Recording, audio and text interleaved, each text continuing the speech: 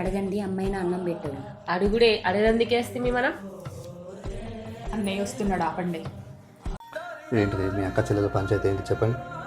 ఏం లేదన్నయ్య, మీరు కూర్చోండి ఫస్ట్. అన్నయ్య నువ్వు జాగా అమ్ముతున్నావు కదా, మరి అందులో మాకేం వాట ఇవ్వవా?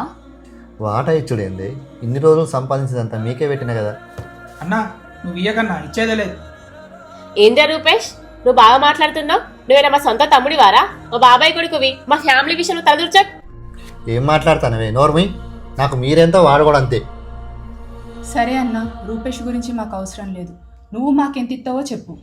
ఎంత ఇచ్చుడేందే, నా జీవితం మొత్తం మీకే దారా వచ్చిన. నాకు సొంత ఇల్లు లేకున్నా మీకు సొంత ఇల్లు ఉండాలి, మంచిగా సంపాదించుడు కావాలని నేను ఎంత కష్టపడి మీ పెళ్ళిళ్ళు చేసిన.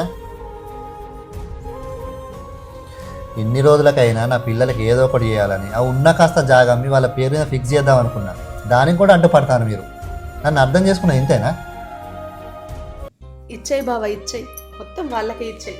మనము మన పిల్లలు ఎలా బ్రతికితే వాళ్ళకేంటి, వాళ్ళు మాత్రం బాగుండాలి.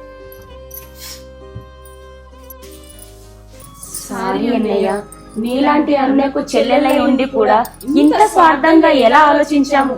ఛీ, మమ్మల్ని క్షమించు అన్నయ్య.